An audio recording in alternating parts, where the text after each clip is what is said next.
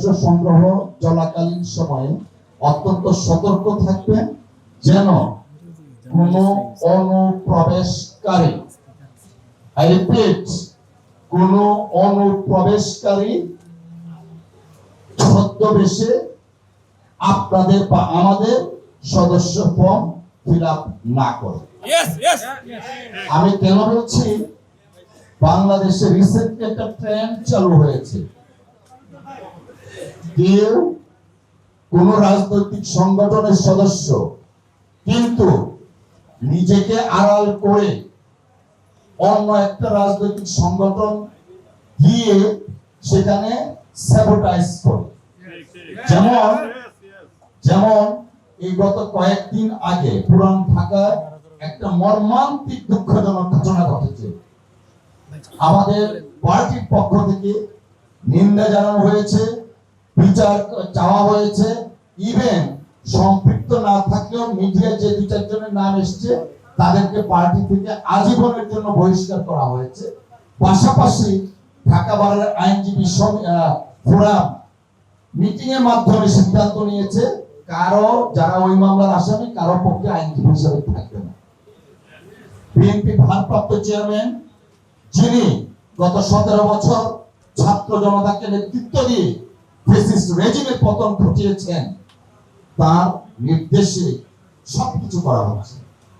অথচ আমরা দেখলাম আনফরচুনেটলি যারা স্বাধীনতা বিশ্বাসী না, এদেশ স্বাধীন হোক যারা চাননি, যারা কথা বলার আগে 71কে অবজ্ঞা করে 47-এ চলে যান, মাইন্ডেড 71কে অবজ্ঞা করে 47-এ চলে যান। ওনারা 47 সন থেকে দুঃখ প্রকাশ করেন, কিন্তু 71-এ তাদের ভূমিকার জন্য এখন পর্যন্ত একটা শব্দ বলে না। তার মানে কি তারা এখনো ধারণ করেন যে সবুজ লাল সবুজের পতাকা আমরা পেয়েছি, সেই লাল সবুজের পতাকার প্রতি কতটুকু শ্রদ্ধাশীল জাতি আজকে এটা প্রশ্ন করছে।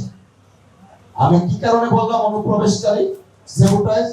এই দুঃখজনক ঘটনাকে কেন্দ্র করে আমরা শুক্রবার বা শনিবারে দেখলাম জবি অর্থাৎ জগন্নাথ বিশ্ববিদ্যালয় ছাত্র দলের 2 জন নেতা পদত্যাগ করেছে, আবার মালয়েশিয়ার একজন, আবার চট্টগ্রামের একজন, এরকম 3-4 জন পদত্যাগ করেছে। একমাত্র স্মার্ট সিটি বসুন্ধরা, আধুনিকতায় এক ধাপ এগিয়ে। এক্স্যাক্টলি পদত্যাগ করেছেন। কোন সময়টা দেখাচ্ছে? যখন সারা দেশে একটা অর্গানাইজড প্রপাগান্ডা হচ্ছিল জনাব তারেক রহমান সাহেব সহ বিএনপির বিরুদ্ধে, তখন ওই মুহূর্তে তারা পদত্যাগ করেছেন। তার মানে তারা কখনোই বিএনপিকে ধারণ করে না। যদি বিএনপিকে ধারণ করত তখন অন্যজনের মতো রাস্তায় দাঁড়িয়ে বলতো প্রপাগান্ডা বন্ধ করো, কিন্তু সে কি করলো? সে যে জায়গা থেকে এসছে তাদের সাথে জিগসার মতো তাল মিলিয়ে পদত্যাগ করলো। আমি এই কারণে বললাম আইনজীবী সমাজ অত্যন্ত সচেতন, পার্টিকুলারলি আমাদের যিনি আহ্বায়ক আছেন তিনি বারের নির্বাচিত সেক্রেটারি ছিলেন, দীর্ঘদিন আমাদের সুপ্রিম কোর্ট আইনে রাজনীতি করছেন। আল্লাহর দোহাই লাগে একজনও যেন অনুপ্রবেশকারী না ঢুকতে পারে, আল্লাহর দোহাই লাগে স্ক্রিনিং করবেন। কারণ অনুপ্রবেশকারী যারা আছে আমাদের চারপাশে, আমাকে কথায় কথায় একজন বলতেছে যে এরা নাকি কি জানি মুসাদের চেয়ে নাকি ডেঞ্জারাস। তো এটা তো কম বেশি বোঝা যাচ্ছে। আজকে স্বৈরাচার হাসিনা পালিয়ে যাওয়ার পর বাংলাদেশ যখন পুরোপুরি একটা শান্তিপূর্ণ অবস্থান, জনাব তারেক রহমান সাহেব যখন বলেছিলেন 31 দফা প্রণয়নের সময় যে আমরা ফ্যাসিস্ট বিরোধী সমস্ত রাজনৈতিক দলকে সাথে নিয়ে আগামী দিনে এবং সেই সরকারের অংশীদার সকলেই হবে, সেই কথাটা কিন্তু বিএনপি 2023 সনের 11 জুলাই বলেছিলেন।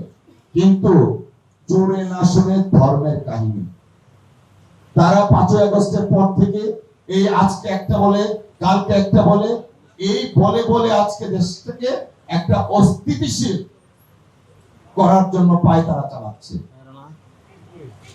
মানুষ রাষ্ট্র ক্ষমতায় থাকলে তার পতন চায়, কিন্তু দেখলাম এক সংগঠনের নেতা মাইক দিয়ে ঘোষণা করছে বিএনপি পতন চাই, পতন চাই।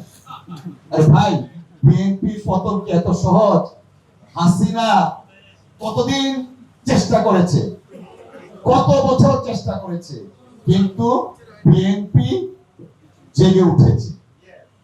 যতবার মারার জন্য চেষ্টা করেছে, মার খেয়েছি, দাঁড়িয়েছি, আবার গর্জে উঠে শেখ হাসিনাকে পদক থেকে বাধ্য করে দেশ ছাড়া করেছে বিএনপি। তাই বন্ধুরা, বক্তব্য প্রলম্বিত করব না, আমি শুভকামনা জানাচ্ছি। পাশাপাশি অনুরোধটা যেটা রাখলাম, অত্যন্ত বিনয়ের সাথে মনে রাখবেন, এই আইনজীবী ফোরাম যখন পুনর্গঠন করেন, তখন আমাদের প্রথম যে কেন্দ্রীয় কমিটির মিটিং হয়েছিল, সেই মিটিং এ আমাদের নেতা জনাব তারেক রহমান সাহেব বলেছিলেন, আমি কি বলেছিলেন মনে আছে?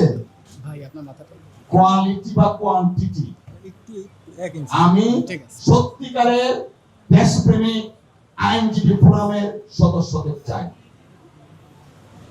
অর্থাৎ সংখ্যা শত শত হতে হবে, not necessary. We are professional organisation.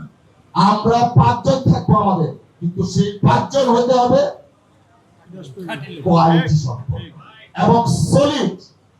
সেই বিবেচনায় মাথায় নিয়ে আপনারা কাজ করবেন।